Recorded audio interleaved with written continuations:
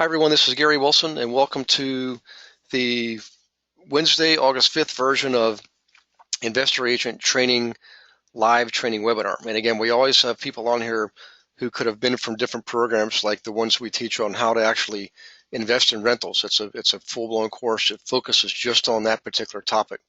Same thing with flips. We have one for that. And of course, wholesaling too. And also property management. So you'll have people in these calls who are from those classes. I haven't taught those for a while, and the reason is I've been focusing almost exclusively on the Investor Agent program because we realize what a great need it is for this topic to be taught. It just simply we haven't had a curriculum like this ever, and now we have one. So I'm going to keep focusing on this. I will get back to teaching the other subjects and other training programs, and everybody's, of course, always welcome to those. But for right now, I just want to make sure everybody knew that that's the reason I haven't taught them is because of my focus on this subject. Because I am a broker and because I'm with Keller Williams, my commitment is to get this rolled out no matter what it takes. I mean, I'm 100% completely, totally committed. So in any case, without further ado, let's get into some subject matter here. First thing I'll do is I'll go through the questions I already have in the question box from you guys.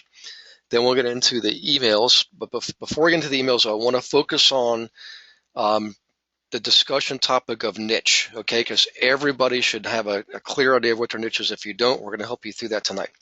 But first, let's get through some questions here. So if everybody says they're glad to be here, they can hear me, they can see me.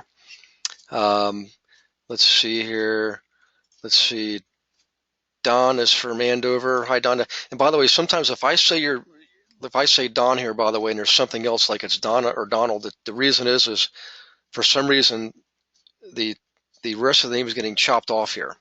But the bottom line is looks like we have a Don or Donna or Donald from Andover. So how you doing there? We'll be back up there in a couple, about 4 weeks actually, about a month. Okay.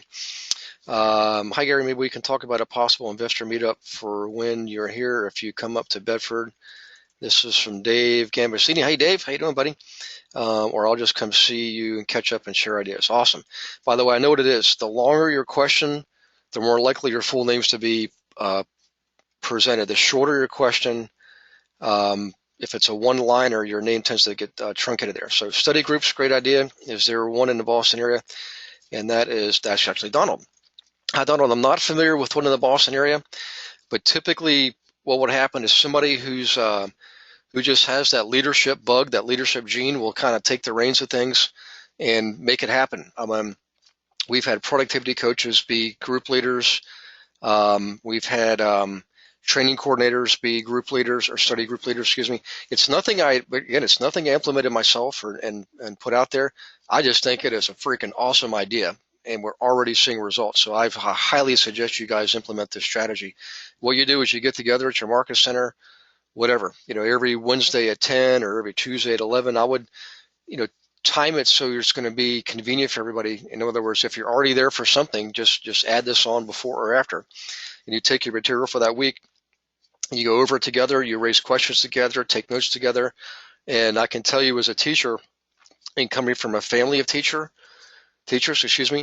that format is one of the most awesome ways to learn and retain information. And I know, Donald, you would have some absolute takers up in your area. I know Lou Perica will be one of them. I mean, she's very active. She's learning a lot. She's learning fast. And she started off with not really having almost any knowledge at all in a lot of these subjects. And she's an absolute go-getter. So you want her in that group. There's a lot of people up there. You should probably form two of them, one north of Boston, one south of Boston. And after the week after Labor Day, probably one west of Boston. Okay, let me move on here. Let's see. From Buffalo, that's hi, Maureen. How you doing? Let's see here. That was the last day, and I know this subject came up, Maureen. I'm not sure. I think there were 5 people in your market center. It was a smaller turnout, but it was a great turnout. You guys are an awesome group, by the way. I know the John is in the group. He's the pastor, so he and I have a lot in common. Of course, I'm a minister, just like he is. And there's 1 or 2 others that will be joining in the next week or two. They were just waiting for funding to come in. So, but I really highly suggest that they're doing it in Rochester. I think it even came up in Albany. It did come up in Albany, as a matter of fact. So, in any case, let's get into the emails first, guys. All right, so hang on one second. I'm going to go to Lou's email. So, Lou, I know you're not on. You couldn't make it tonight, but you're going to get the recording. So let's look at Lou's emails first. Okay, here's from Lou Perica. Again, she's living up in the Boston area. She says, "What is a hard money lender?" And by the way, don't be ever be afraid to ask questions, guys. All questions are good questions, and I can tell a lot about people by the questions they ask. Okay, so a hard money lender for Lou and for everybody on the call here. Some of you already know the answer to this, but for those of you who don't, when you have a client who, for whatever reason, doesn't want to or can't get traditional financing, either from a lender like a bank, either get a home equity loan, a small business loan if they're entrepreneurs themselves, or a second mortgage, or even a first mortgage, or any type of private partnership funding, they go to what's called a hard money lender. Hard money lender is usually usually independent, or always independent, sometimes private, sometimes they're individuals, sometimes they're small companies. There are several companies out there who do this kind of stuff nationally, but my feeling is this: I really don't like working with those guys. I have done it before, just to test the waters. This is years ago, and I didn't have to do it, but I was teaching the subject, so I wanted to do it myself, so I could actually teach from experience. But a hard money lender typically will charge much higher interest rates, much higher fees in the beginning, because they're taking on more risk by lending to people who can't otherwise get funding in a traditional sense. Okay, so there's more risk. These guys will absolutely lien a property. They'll lien multiple properties if they can. All right, I've seen hard money lenders actually make a loan on one property, but put liens on all the properties that the borrower has. Even if they're in second or third position, they'll still take the lien. Okay. Now, the reason I call hard money lenders is because it's hard. All right. It's not called hard for just no good reason. It's hard because you're going to pay more money for the loan. You're going to pay more interest on the loan. And if you sneeze wrong and you don't follow through and make your payment, or if you don't make your deadline, like say on a flip, you commit to a 6-month term and you don't have that property rehabbed and sold in 6 months, typically they'll reprice it one time. Okay, but other than that, they could come take your property. So it's hard money for a reason. Okay, it's called hard money for a reason. But that's the basic gist on hard money lenders. You can usually find them through your local investor groups. People, you just get references on them, check them out. I hope that you never have to use them, but if you do, screen them thoroughly. Get references. Okay.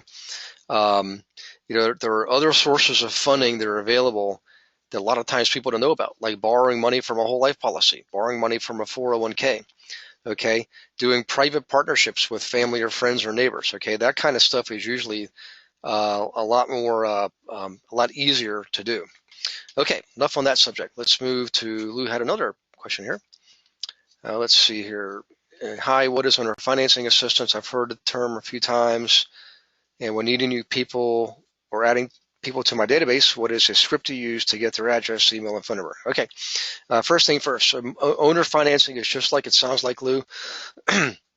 Let's say you have party A is the owner of a property. His name's Smith. And party B wants to be the buyer of the property. His name is Jones. Jones wants to buy the property, and Smith owns it free and clear. And who's party A, the owner of the property? And party Jones realizes that and says, hey, instead of me going to a bank to get a traditional mortgage, would you, the owner, finance my purchase of your property? Would you, party A, Mr. Smith, finance party B, Mr. Jones, in the purchase of Smith's property? Okay, owner financing. Typically, people won't owner finance if they have their own mortgage on the property. It needs to be paid off. They're just not in a position to provide owner financing. Sometimes it is partial financing. In other words, it helps make up a secondary loan, or sometimes they call it a bridge loan. But typically, whatever the nature of it is, the bottom line is this: is the current owner of a property is the person who's extending credit to the buyer. Okay. All right. Enough of that. Let's see here, and this is the one just Lou saying, "Hey, she's going to have to miss the class tonight." All right. Now let me see who else we got in the hopper here. This is Peter Lamb. So let me do find on. Whoops. Peter. Okay, and I'm not sure of his email address. Let's hopefully find Peter here. And once he gets loaded up, there it is right here. Okay, okay. Here's from Peter. But first, let me check for questions from the last piece of information I just provided. Okay, so far so good. Okay, Gary, hope all is well. Been busy. Let's see. Now things are winding down. Indeed, we'll play catch up. Was wondering if it's time to get some time to speak. When we first spoke, you informed there was interest in setting up a fund. I was wondering if you could give me some tips and samples, investor contacts. Also read a lot about new crowdfunding rules that was enacted in Massachusetts as well as the federal government level. Be interested to talk that over. And he gives us his LinkedIn ID here. So in any case, let's go back to the question. And this is an advanced topic. It does fall under the category of financing, which was the bonus, one of the bonus modules we added, or module 6, sometimes people call it. And you could, what Peter's talking about, technically speaking, is setting up an investor fund where you pull funds together to then go buy properties. And in some cases, that could be considered syndication. Okay, it just depends on how you structure it. This is a very advanced subject, guys. I don't normally talk about this, and I don't teach it, although I've done it before. Okay, I've actually been involved in the setup of a closed-end mutual fund. Okay, I've also been involved in multiple bulk sales and, of course, pooled funding to pull together funds to buy properties. Okay. You can also, let's say you're an agent who wants to invest yourself, and many of you guys already do, and I'm hoping that every one of you will eventually. You should be generating commission checks that you're putting aside, say 25% of, to build up a down payment for your first property, your first rental property, or flip if that's what you want to do. I suggest you buy rentals first before you ever flip. Okay, but back to this. The simple answer to this, the simple version is, Peter, is you simply approach people that you know. Okay, friends, family, neighbors. It does take some guts to be able to do this, and you got to have your act together. You can't go in there with your hat on your hands and in your lap and asking for looking like you're asking for a handout. That's not what these people want to see. What they want to see is a professional who's presenting themselves professionally. So the first thing I would do is if you have a family attorney or an attorney that you routinely work with on closings, ask them if they will give you 15 minutes of their time initially, okay? Or next time you're at a closing, let them know ahead of time that you need an extra few minutes of their time. But they'll help you figure out who you need to speak to in your area to put this together legally, okay? Because if you're going to pull funds from multiple people, in most cases, that's going to be considered a syndication, okay? And there's a lot of laws about that. You're dealing with a whole different set of rules and regulations. And typically, you've got to there's certain types of lawyers who focus on that subject specifically, okay? Now, by the way, just a caveat here. When attorneys get their law degree, they just get a basic generic law degree. They don't actually specialize in anything while they're in college. They don't specialize until they get out of college. Then they can be a tax attorney, real estate attorney, trust attorney, estate attorney, you name it. Okay? Divorce attorney, all kinds of attorneys. But they do not get a degree in that particular subject. It's just a basic law degree. Okay? So you always want to ask for somebody who has expertise in this area. All right? In fact, I have to be careful. I'm not dispensing legal advice, so that's why I'm telling you get a lawyer who's focuses on that particular subject.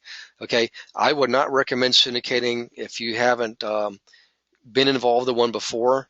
It's that technical, and there are a lot of there's a lot to learn about this subject. So if you're just looking to pull funds for your own purposes and maybe small partnerships, that's different. Go to a simple corporate attorney who can form a basic partnership LLC for you. Okay, and you can be the general partner, and you bring in other investors who have limited liability because they're simply investors. All right, you're the general partner. You pull funds, the LLC buys the properties. Okay, and that's as simple as that. That's all you've got to do there. So, Peter, I would, you and I can certainly have a strategy call on this subject. I just want to give you some basic things to think about and talk about here. And let me check real quick because I think I saw a couple of questions or comments come in. Hang on one second. Let's see. This is Jenna says there was a missed question on the last email. Oh, thank you. I'll have to go back to. Oh, I know what it was. It was Lou's second question about script to use when adding people to your database and getting their contact information. So hang on to that thought. That was Jenna. Hi, Jenna. Thank you. Let's see. Good syndication advice, seek counsel from accountants and attorneys. And that is from Donald. Hi Donald. Yes. Yeah, there's and by the way, this is as far as finding people who do this stuff, Peter, it is easy, particularly up in your area. Okay, you went to Babson College or up in the Boston area. You should be able to get a good contact from your whoever does your title work at your KW office. You know how we always affiliate with somebody. I would get a hold of that attorney and just really, I mean, honestly, in 5 minutes, maybe 15, if you guys end up getting chatty, you should have a person to talk to get this set up. All right. I recommend you keep it simple in the beginning. Keep it short and simple and small and less risky and much safer. Okay. And test the waters by just buying one property. All right. Just buy one duplex and then go from there. Now, we do have people who do this on a regular basis. All right. But when you're first starting off, it's not something I would advocate doing right out of the gate. Now, you have your particular background in your education. I would say put you in a better position to be able to do this than a lot of other people. So I'm not going to scare you away from it. I just want to make sure you hook up with the right people in the beginning. Okay.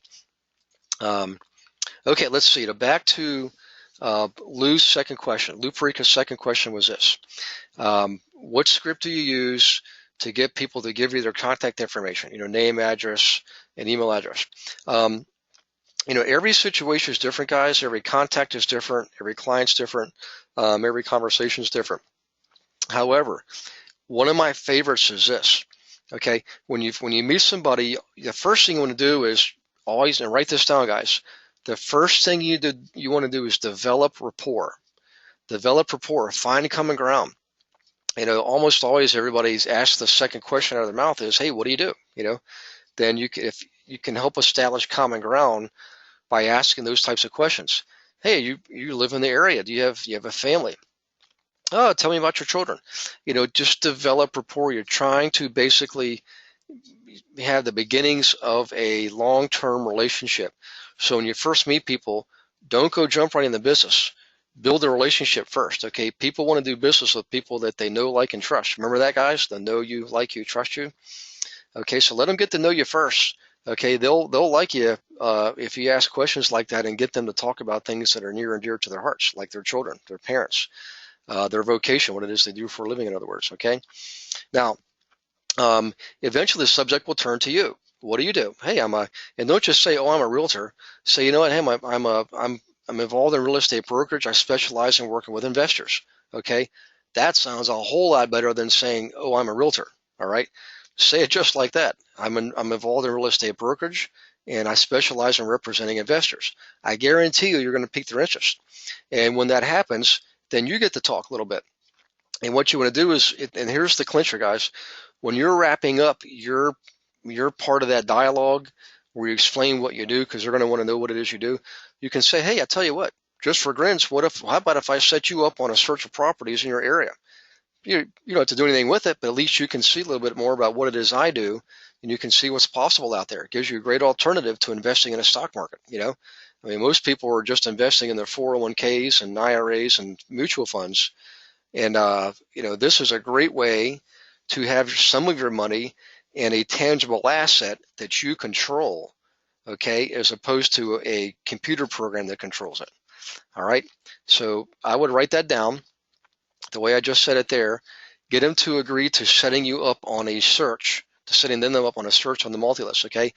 Then when you do that, say, "Great. Before I can do that, I do need to ask you a couple of questions. Would you mind texting me your email address?" So now you'll have a text from them with their phone number and their email address. You got 2 out of 3. Right now, you don't need their physical address, okay? That'll come later. Right now, you want their phone number and their email address. and tell them, hey, I'll call you tomorrow night at 7, tomorrow night at 9, tomorrow, whatever, what time's best for you. I just have a few questions so I can set up the right search for you in your area. That's all it is. It's very simple. That's the basic dialogue. So I would replay this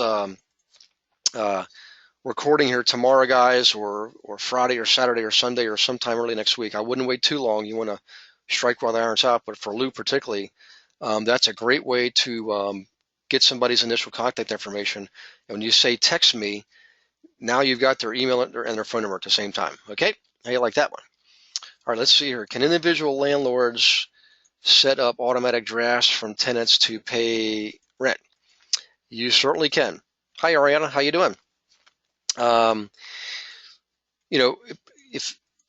If you're out now, Ariana, I'm assuming you're operating as a sole proprietorship, which means you have a company, or if you don't, you're by default you're a sole proprietorship. If you're going to manage properties and you're getting to the point where you've got more than a handful, please set up an LLC. Okay, you want to separate yourself directly from the operations of the LLC from a legal standpoint. Okay, but the bottom line is this: yes, you can set up an auto draft. Anybody can do that. All right, doesn't have to be just a company. Now, your particular bank might have certain rules and regulations. I don't know, but I know that I've done that before myself. It's very easy to do. You just go walk to your bank. They might charge you a fee for it or make you set up a business account, and you don't have to have an LLC to do that. It'll just be set up in your social security number, okay? But it typically will have to be a business account, and then you're going to have to pay a little bit of money for that, but it's worth it, okay?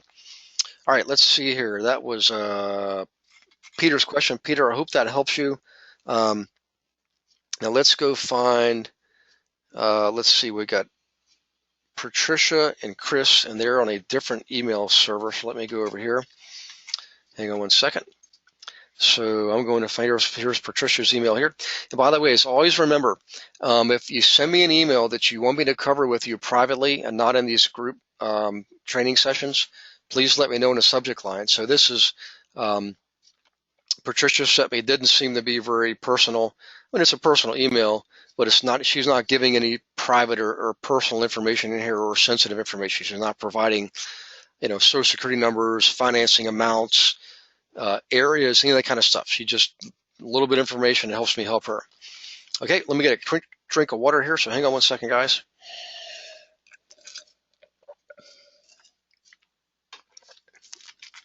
Okay, let's see here. She's new to the program because I remember her, and she's an architect, so she's near and dear to my heart because when I was a child, my Uncle Jim was an architect, and I thought I'd always be an architect.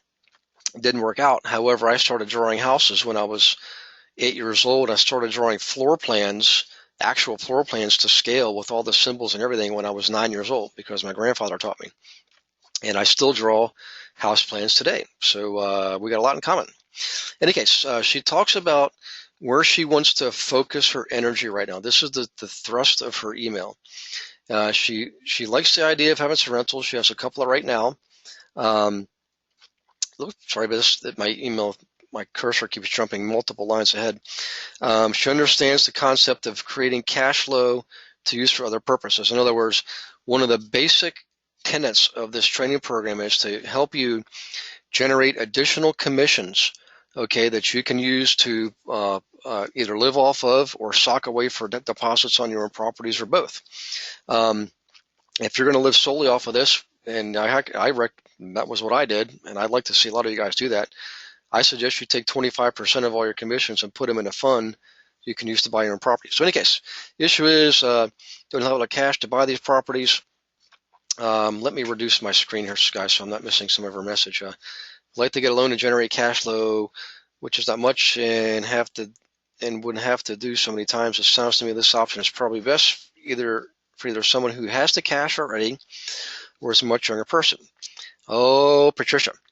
Okay, a couple things here. She asked, what am I missing? So thank you very much for sharing this with us. First thing is I train people right now who are, let's see, you're 59. They're in their 70s. One guy's in his early 80s, okay? He just started a few years ago, and he's actively investing. All right, so um, I just, you know, there's no there's the best time to start something is yesterday. Okay. So having said that, the next best time to start anything is today. So you're definitely got plenty of juice left in that engine. All right. Um, Now, what I suggest you do is, I'm very conservative. Okay, I like following the teachings of Dave Ramsey, excuse me, and you know, I I do not buy frivolous items, doodads, cars, boats, and toys and things like that on credit. I use cash to buy those things. Whenever I use credit, I'm using credit to either buy investment properties or build a business or invest in my own education. Okay, all three. Matter of fact, the best investment you can ever make is in yourself, guys. All right. Um, Even Dave Ramsey says that, and he's probably maybe he's more frugal than I am. But in any case, here's what I'd like to see you do, Patricia. Use your license to generate these additional commissions, okay, by servicing investors. And if you're able to take a portion or all of the proceeds and put them away to save for a down payment on your next rental property. And here's why I suggest doing that. I do not like the no money down techniques. I've done them, okay? But when you're financed to the hilt, you're at great risk, and it's also going to cut into your cash flow. When you do it the good old-fashioned way, which is save up your own money by generating additional cash flow, put your own money down, get a bank note for the rest, which is going to be a much lower interest rate. Now you're cash flowing and you have equity. And what happens is, if you were to plot this out on a graph, okay, left to right is time, and bottom to top is wealth. All right, and your bar goes left to right and bottom up, so it goes from bottom left to top right. All right, over time, if you invest this way, which by the way is the same way we talk about in Millionaire Real Estate Investor, Gary Keller's second book. All right, and I teach that. That's the gospel for me. I teach from that program, that book, excuse me, and I follow that on my own investing. What happens is that line is not a straight line. That line is a parabola, and it begins to curve upwards more aggressively over time. So as you go further to your right, it begins to curve up more aggressively and start shooting bottom up more aggressively, which means it's starting to feed itself. In other words, your investing machine begins to feed itself. You start to generate enough cash flow to create savings deposits for your next property. And the time frame between purchases reduces over time, because the second property is maybe take you a year because you got to save up cash flow from only one property you have at the time. But then in your second year, now you've got two properties funding your next down payment. Okay, and you buy the next one. You might buy the next one in 6 months. And now all of a sudden you've got three properties providing cash flow or money for your next deposit. Next, you buy the next one in 2 months, 2 months, and then 1 month. And next thing you know, you're buying a property every single month. Okay, so Patricia, I kind of spent a little time on that because it's so near and dear to my heart. And I hope that helps you see what's possible for you. Okay. All right. Next one is I like the idea of flips. I'm waiting on getting financing squared away to see what I can qualify for to start my plan of attack for this front. On this front, this might be okay though at a very small scale. Not sure of the ROI on my time and effort, though I like the idea. Well, I mentioned it a little while ago, Patricia. What I recommend you do is build. And this is for everybody, guys. Okay. Build a solid foundation first of rental properties. Get that cash flow going in. Guys, they don't call me the cash flow wizard for nothing, all right? I built a cash flow first for years. In fact, it was about 5 years before I ever did my first flip, okay? Now, my first flip, I did great, but you know what? Not all flips go so well. As a matter of fact, I think it was maybe my third flip. I got too aggressive, too cocky, and I think I broke even. And I've seen people not be able to sell their houses because they're priced too high because they didn't do a good job of due diligence. But what happens is if you start off flipping and one doesn't go well, it could derail you, not just for now, but forever.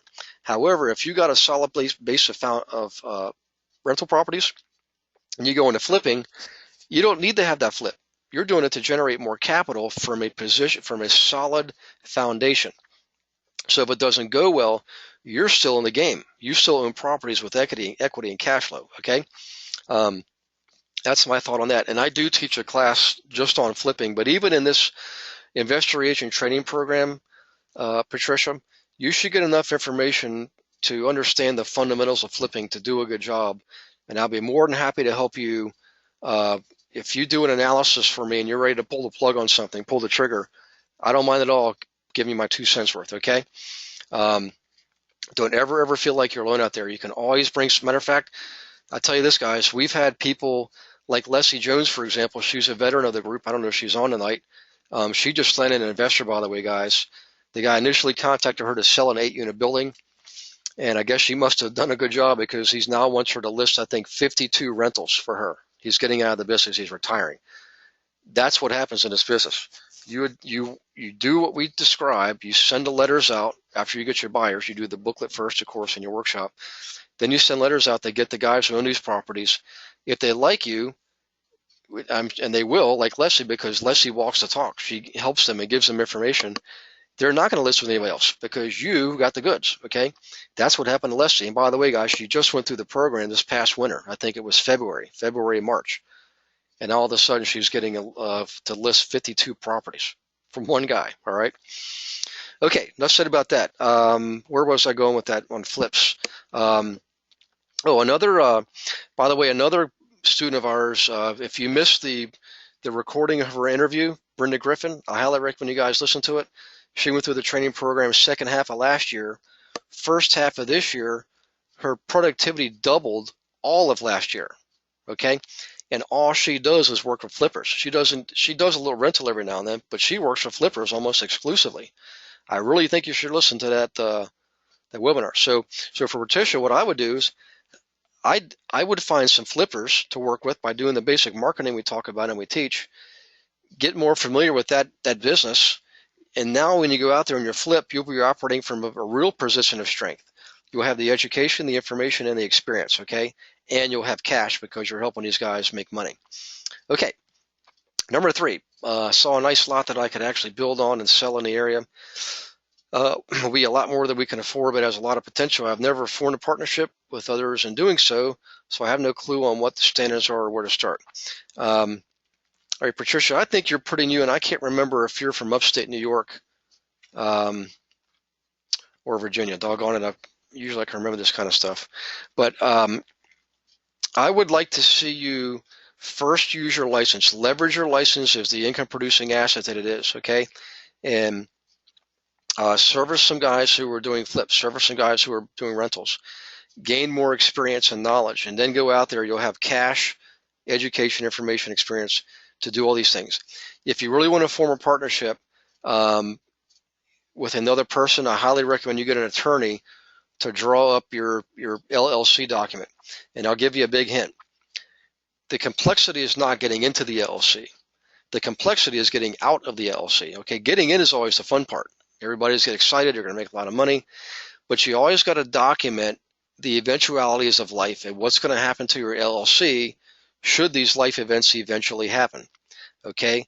Like marriage of one of the partners, or divorce of one of the partners, death of one of the partners, okay?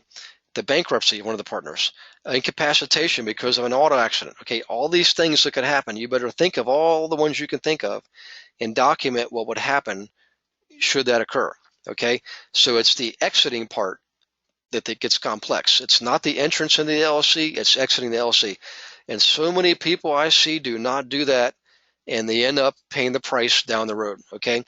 Please listen to what I'm preaching to you guys right now about this. And if you get into a partnership, make sure you document what happens should these life events occur and what your exit strategy is, okay? You need to have that in place so that you're not making decisions in haste and in the heightened state of emotional despair, okay? You want these decisions already plotted out when you're in a safe, stable state of mind. I'm sorry to preach, guys, but I've got to do it, okay? Okay, let's see here. That was Patricia. Let me scoot back over here and look to see if there's any questions before I go on to Chris Nowak's email. Let's see. Okay, let's see. Yes, talked about getting the wise counsel of attorneys and accountants. Okay. Can landlords set up automatic drafts? We talked about that. And I got somebody, it looks like Jesse or Jessica, the name got cut off, just says Gary, comma, and then there's nothing else there. So if you could, whoever that is, if you could retype that, that would be great. And this is Jessica. Oh, must be her follow-up. If I have someone wanting to do wholesale, how would I go about explaining it to them and getting them under contract? Jessica Spencer. Okay, Jessica. This actually is in the training material, and I can't remember what module it is off the top of my head. I tell you what I'll do.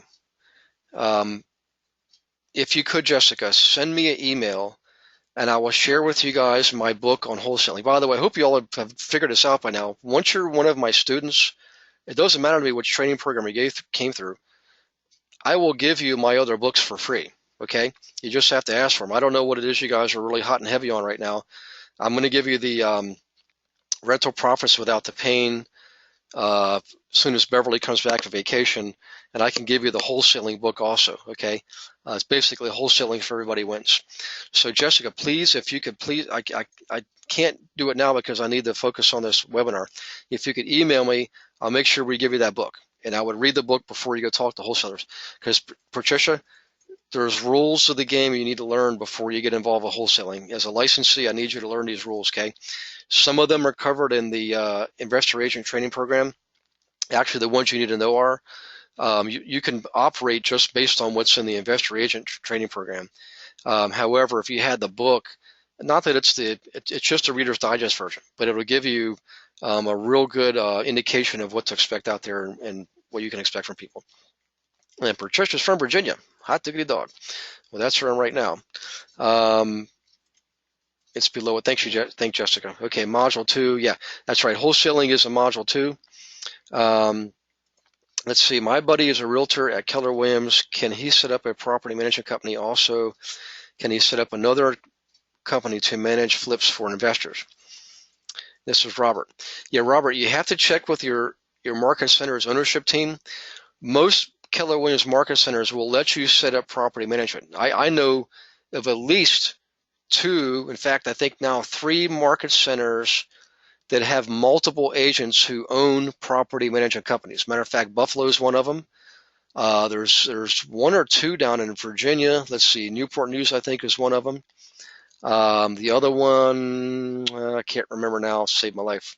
In any case, check with the ownership group. They'll let you typically manage just a handful of properties under their broker's umbrella. But once you get beyond that, you're going to have to set up a separate LLC, even get a separate broker's ID, okay? And then you run your property management through that company, and you run your sales through Keller Williams, okay? I've seen that done, and that's what I did. And there's other guys up in Pittsburgh do the same thing. In Philadelphia, I've seen it, matter of fact, pretty much coast to coast. That's the way we do it.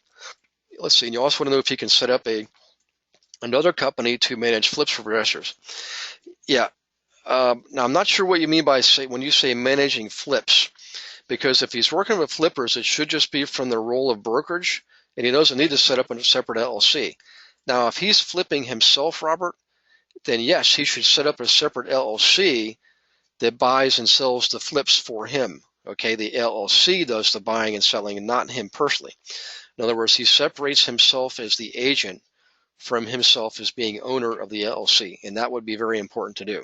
Okay, for everybody on the call here, if you go out there and you flip your first property and you fall in love with it, like a lot of you will, and you're going to do more flips, I highly recommend you set up an LLC. Okay, let's see here.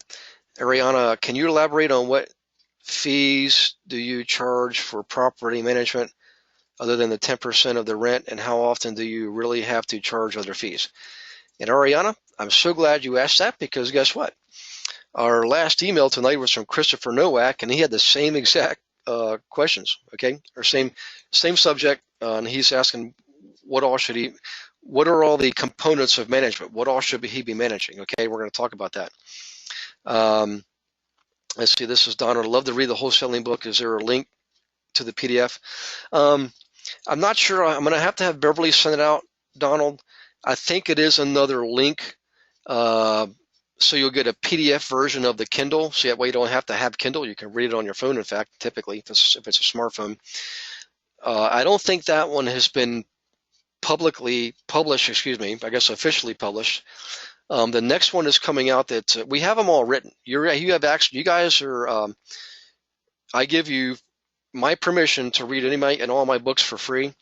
The only ones that you can actually purchase are in the Investor Agent because it's been officially published, and now the rental properties.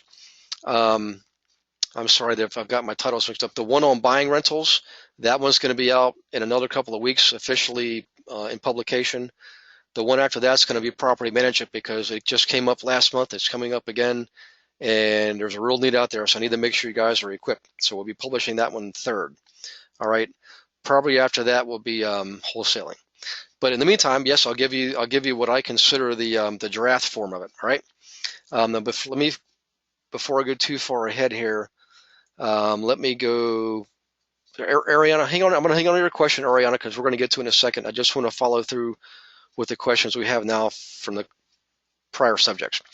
Okay, Robert says, I guess I mean acting like a general contractor. Ooh, boy, I'm glad you clarified that. Robert, I've had students in the past set themselves up to be a general contractor to manage rehab projects for investors. Unfortunately, the first guy I know that did it did not do it properly. You know, there are different sets of rules and regulations for being a general contractor.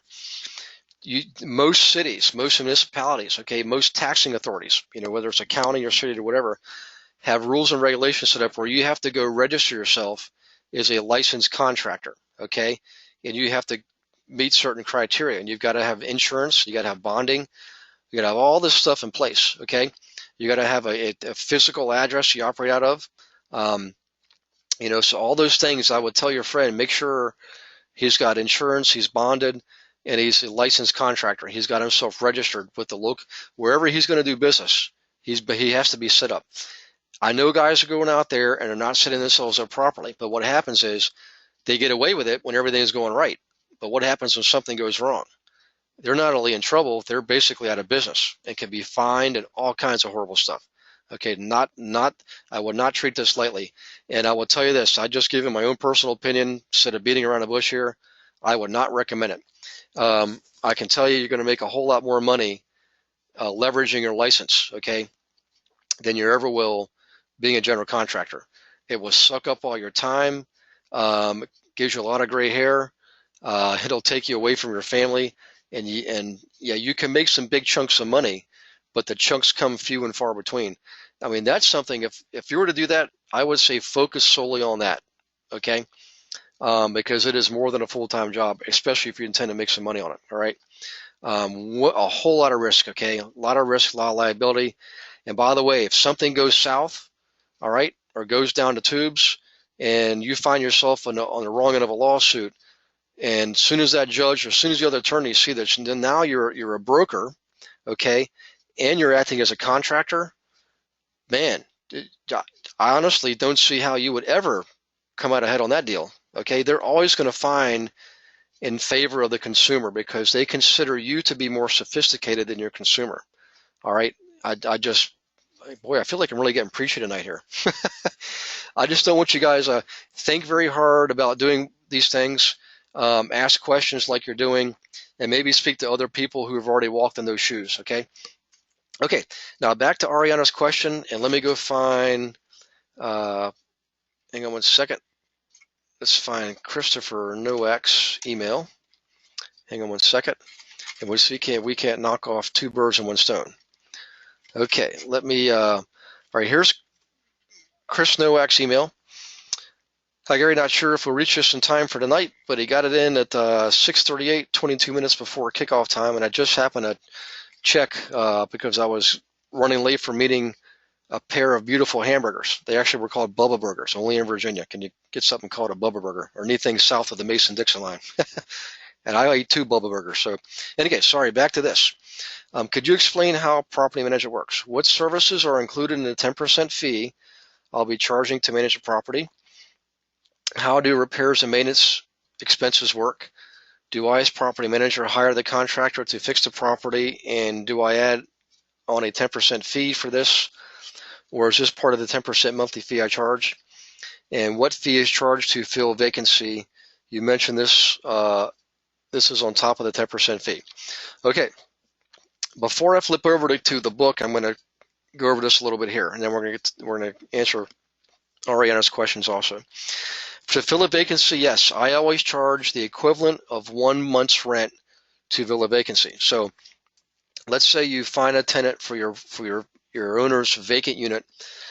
They move in. Before they move in, they have to give you, of course, a security deposit. All right. They're also going to give you first month's rent. And in some cases, they also will give you last month's rent or other deposits like a pet fee or pet deposit. The bottom line is this, is you're going to take that first month's rent and keep that for your fee for filling the vacancy. Okay, that's in addition to the monthly management fee you charge them, or percentage, which is typically 10%. Could be 8, could be 12, could be 5. It just depends on where you are in the country, what's customary, and what you're actually providing for that, and the size of the property that you're managing. Okay, the more number of units per property, usually the lesser the fee, because you basically go to one place and you manage a whole bunch of units. Okay, all right, now how do maintenance and repairs work? Yes, you're gonna take the maintenance and repair calls, Chris. Okay, and then you're gonna have to find the service providers to go fix the plumbing leak, fix the electrical problem, repair the roof, replace a window, whatever that is. Okay, and they're gonna charge you whatever their labor charges is and materials to make the repair. Now, I see some companies charging a 10% override on this service, and I see some companies that don't. I've done it a number of ways. And for those of you who are really paying attention right now, I'm going to tell you right now, I would stop whatever it is you're doing else and listen to what I'm going to tell you. Okay? This is the Gary Wilson technique to get 10% override without directly affecting your clients. It does affect them, but just indirectly. Here's what I do. You ready? I charge the contractors the 10%. Okay? I know they're going to raise their fee, but that's okay. If you think about it, you're already managing the property for the owner. You're expected to take repair calls and get somebody out to make the repair. All the extra work you're doing, managing the invoices, cutting checks for the contractors and cutting them their 1099s at the end of the year, for example, that's all service you're doing on behalf of the contractor. So I suggest you heat the contractor up for the 10%. And if they want to collect another, if they want to add a little bit to their hourly rate or add 10% to their invoice to cover this, that's their business. Okay. I hope you all just paid attention to what I was telling you there and think about how much it makes sense compared to almost every other property management company in existence. Okay. And I ask you one more favor. Keep this to yourself. Okay. This is an insider secret that we don't want to share with everybody else in the world. This is for you guys to use. I hope you like that, and I'm going to look for some positive feedback on that. All right. It's just another way you can get creative with this business. Okay. What services are included in a 10% fee I'll be charging to manage your property? All right. Let's slide my panel back over so I can see you, and I'm going to go to the book here. All right. So for Chris and Ariana, here you go. This is the book I'm going to send out again. Everybody should have gotten it already. Unless you're new in the last month, I'll have Beverly send it out again. Okay. You guys just have to send an email so Beverly knows to do that. Remember, she's on vacation this week, guys, so please be kind and gentle with her. She's taking a week off with her son, and it's a well-deserved week off. So we're trying to give her as much space as possible. So in any case, all right, here's an example. If you look at the table of contents, Chris, you're going to be providing screening services. Okay, you're going to be advertising for new tenants. You're going to be receiving calls and screening them. Okay, you're going to set up showings. If you're dealing with Section 8 tenants, you've got a lot of extra work on your hands. And by the way, I always charge more money for Section 8 tenants. Matter of fact, I charge 12% to manage properties that are lived in by Section 8 tenants. It has nothing to do with the tenant themselves. It has everything to do with the extra paperwork and all the extra inspections and all the other stuff you got to go through to manage a property that's lived in by a Section 8 tenant. Okay, so you want to do that because it's going to mean more work for you. It's not discriminating. This is a financial thing. Okay, it's time and money. It's your time, and you better collect money to pay for your time. All right. We also talk about charitable organizations. Sometimes you'll have tenants who need assistance and they're going to get it from charitable organizations. You got to work with them. Okay, sometimes there's extra paperwork, sometimes not. I don't charge extra for that, and the reason is I've found that can develop very good relationships with these charitable organizations, and sometimes they help me find tenants, like through when we sponsor refugees coming right now from Burma and Nepal. Back in the late 90s, I sponsored families coming from Bosnia. Okay, and it turns out when you work well with these organizations, they'll send you these tenants. And by the way, the tenants I get from Burma and Nepal are absolutely some of the best tenants I have ever had, ever. Wonderful, lovely people, respectful, polite, happy, friendly, and absolutely honorable. I mean, I can't say enough about folks from different parts of the world. Okay, leasing. You're going to fill out leases for these people. Okay, you're going to accept deposits. Okay, and manage those deposits properly for these folks. All right. Let's hold on to pets and smokers for a moment, and discrimination. Down here, you're going to manage repair and maintenance calls for these people. Okay. You could manage buildings and improvements. What that means is this. This is not maintenance and repairs. B&I are capital improvements to the property. So let's say somebody wants to do a major rehab and overhaul. Typically, the owner will do that. If he wants you to do it, through property management, yes, you may be able to do that. I don't recommend you do this through brokerage like we talked about flips. This is on rentals here, okay? And you're already in the business. You already know maintenance and repair guys. Chances are you know somebody who can do a major improvement like replace a roof, okay, or replace all the windows in the building, or replace all the kitchens. You've already got the contacts, okay? And you provide it as an extra service. And yes, you do want to charge 10% on this, okay? And that's something you charge directly, all right? In any case, different than maintenance and repairs. That's buildings and improvement. That's a separate, unique offering that you do or do not have to offer depending on your preferences, okay? Also, bookkeeping. You're going to at least offer basic bookkeeping. So you're going to be collecting rents. You're going to be dispersing for payments of maintenance and repairs, and you're going to be dispersing net proceeds to owners every month. Now, within that context, you can also provide bill payment for your clients. So Ariana and Chris and everybody else, I hope you're writing this down. The owner can have their gas and electric and water bills come to you, and insurance bills come to you, and you can pay those. Now, some people do not like to pay insurance or mortgage payments for the owners. I've seen it done both ways. My company, I did. I know another company that does not do that. They have the owner directly pay mortgage and insurance out of their own pockets, from their proceeds. Okay. But again, back to bookkeeping. You're definitely going to provide basic bookkeeping. You can provide additional bill payments for those other bills, and yes, you would charge an extra fee for that. So the bottom line is this, guys. I have a cafeteria plan. Used to be 3 levels. Now it's down to 2 levels: level A, level B. Level A is just basic stuff: collecting rents, managing maintenance and repair calls, and filling vacancies.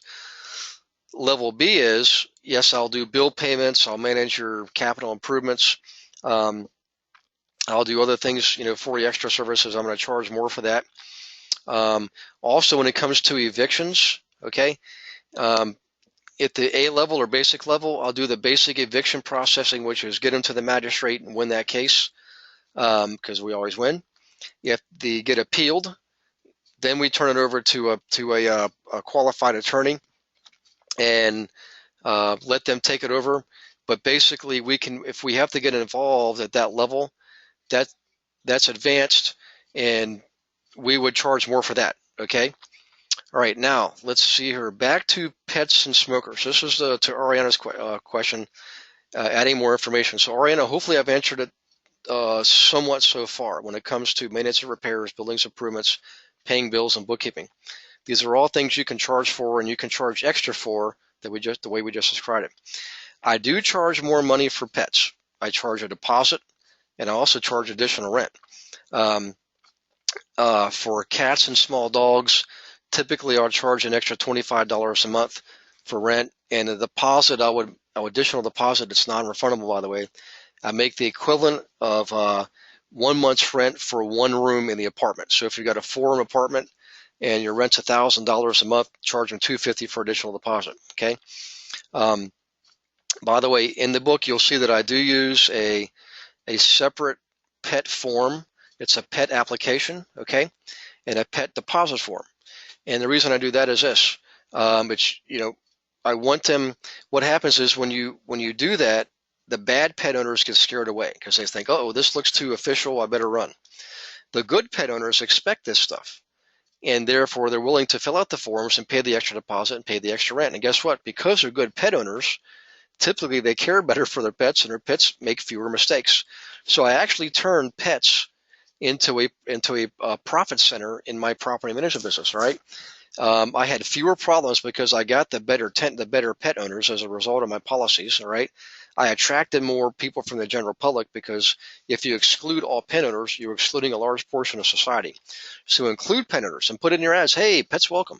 And then when they call you and they want to apply for the apartment, that's when you say, well, here's the additional forms for your pets. Okay. You got to play dance that tightrope carefully there.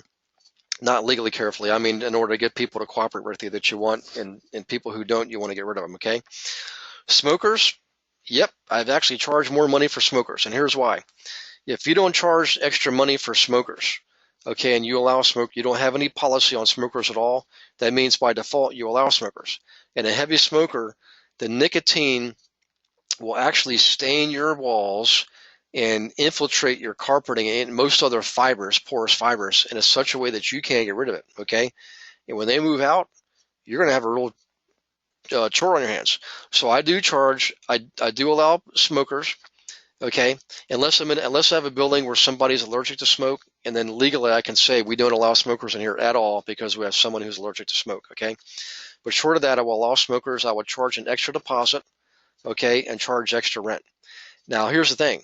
If they lie to you, which some of them will, and they say, oh, I don't smoke, or I quit smoking, blah, blah, blah, and you go by to do a routine inspection and you discover that they've been smoking, now they're in violation of your lease, and you can impose that smoker's policy almost automatically. All right, you got to go through a little bit of a loop there, but you can do it. So those are extra ways I make extra money from my properties and from my owner's properties. Okay, I hope that helps you. By the way, you guys really should read the book. It's unlike any other book you'll ever read on managing your own rentals. There's real life stories in there. You can see right here: fire, a little humor, good cop, bad cop, death, acts of charity, acts of God. And guess what, everybody, particularly Chris and Ariana, in the appendix, I give you all of my policies and procedures to you as examples for you guys to use on your own should you wish to. How do you like them apples? Okay, everything is in there, and you can see. By the way, just look at this, and you'll see all the roles and responsibilities you should be playing as a property manager. You know, handling complaints, collections because of unpaid rents, keys, contractors. All right, renewing leases. I know people to charge extra money for renewing leases, and Ariana, I don't do that. However, I have a lot of colleagues who do charge renewal fees. You can do that and get away with it. It's not a big deal. There's move-out services, getting occupancy permits. You have to do that as a property manager. Okay, all that stuff is in there. So, in any case, I hope this helps you guys an awful, awful lot. Before I go, though, I know it's 3 after 8, but I want to get into niches here for a second. Let me go back to questions first, okay? Okay, smart, sounds like good advice. So these must be people responding to my suggestion of charging the override to the contractors. Yep, okay. Let's see, do you recommend a software program for property management? You know, I tell you what, I'll just go ahead and tell you guys, I like Propertyware. It absolutely is the Cadillac of all the property management systems. Let's see, there's a guy named I think it's Brian Braithwaite. He's the editor of Investor Magazine.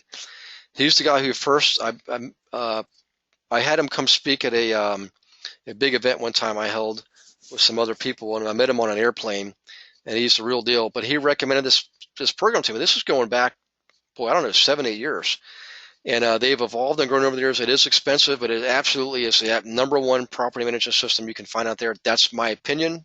It's not the gospel truth. It's just my opinion. I also use QuickBooks, okay? Once again, where do we get the property management book?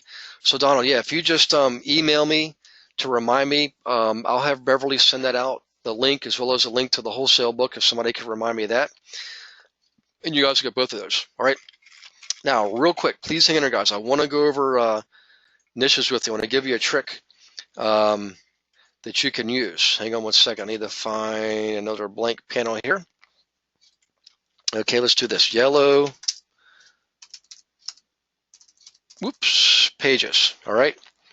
And we should get YP, all kinds of yellow pages. Come on, here we go, the official site. Now I can plug in any city I want here. What I'm looking for is, and by the way, if you have the physical phone book, just get a physical phone book because it's going to be a lot easier. But let's just see here. I want to show you what I'm talking about here. This is 15229. Let's do Virginia Beach here. 2, 3, 4, 5, 6. All right, I'm in 23451 right now. I'm on the North Shore of Virginia, literally my friend Ray's house, right on the beach. So I just did some paddleboarding earlier. I walked out over the dunes, paddleboarded, came back, ate my 2 Bubba burgers, and here I am on the webinar. But let's just click enter here. We should get a menu of all the different vocations. Okay, so bear with me while this thing is pondering what I'm asking for, okay? And I will talk about what I'm going to suggest you while I go through it. Quick note here. 2 different categories, 2 different subjects. Subject 1 is when you are, let's see, if somebody's asking me if I saw dolphins. Courtney from Hilltop owns the dolphin paddleboard at the beach. Hi, Jessica. Hey, guess what? I was out paddleboarding and some porpoise was literally within like 3 feet of my board. I mean, I was having a great time with them. I love the Virginia Beach area because I always see dolphin and porpoise. I go surfing down at Sandbridge. So in any case, by the way, Jessica, it's good to see you on board here. Speaking of boards. Okay, for some reason, this isn't bringing me the menu that I wanted. Actually, maybe it is. Let me see here. It's not giving me what I wanted, guys. What I want to do is I wanted to show you that it will give you a menu, okay, of everything that's available in the phone book. The reason is this, all right? You can go through the phone book and flip through all the categories from accountant to zookeeper. And for each of those categories, if you can't determine what your niche is at this point, look at those categories and ask yourself, what do I know about these people? Who do I know in this group of people? Why would this group of people be willing to listen to me? I know people who set up niches with chiropractors who had nothing at all to do with the chiropractor business and ended up crushing it working with chiropractors. Okay, their only familiarity they have with chiropractors is they had a chiropractor work on their back one time. Okay, probably most of you guys at one point or another have had to speak to an accountant. Okay, now I don't necessarily advocate working with accountants as investors because I made it so much more money with the other guys, the dentists and the chiropractors. Okay, but the bottom line is this: if you can't determine what your niche is, get out the phone book and go through subject by subject till you stumble across a group of people that you think you can relate to more closely. And I'll give you a big hint. Even if you've had no work experience at all outside the home, all right, and we've had a few students who fell in that category, you also probably have hobbies, okay, or you're involved in your children's lives so much that you can be you can focus on different activity levels that your children are involved in. Like we've done investor groups for soccer moms. We've done investor groups for football moms, hockey moms, t-ball moms, you name it. Okay, we've come up with investor groups for everybody. And I ask you guys to take the lead on it and determine who it is that you wanted to associate with. Now, what I was going to mention a moment ago is this. This niche is going to be what you're going to use to start your investor workshops, okay? When we come to the booklets that you send out, those booklets always go to the same groups of people, always. Chiropractors, dentists, engineers, teachers, okay? That niche is because you're focusing on getting buyers via the use of a booklet sent through the U.S. mail, okay? When you're in person in front of these people, you want to have an affinity with these people. You want to have a relationship that you can build upon some common ground. That's a different type of niche, okay? So again, when you're using a booklet, Focus on the vocations that make the best investors. When we're focusing on your workshop, focus on a group of people that you can relate to and whom can relate to you. That's what I wanted to really discuss here tonight before we call it quits. And the bottom line is this: the use of the phone book is twofold. Number one is building your contact management system, because you go through accountant, through Zookeeper, and ask yourself, who do I know who's an accountant? Who do I know who's a tax preparer? Who do I know who's a beekeeper? Who do I know who's a zookeeper? And you write them down, okay? And put down the contact information if you can. And then while you're doing that, think to yourself, hey, is this a possible niche for me? And make that your niche. So I hope that helps you guys. I will look for some feedback from you on niches, and we've got a lot of thank yous here. Thank you all very much too for participating. This was an awesome session, guys. I was able to prepare because I had multiple emails in advance. They were very timely and pertinent subjects, and we had great questions.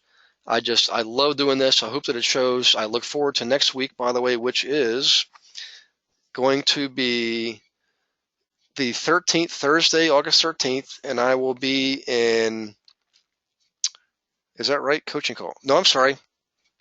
Next week is going to be Tuesday, August 11th, and I will be in Baltimore, Maryland, making that webinar. So I'll be in Baltimore, let's see, next week.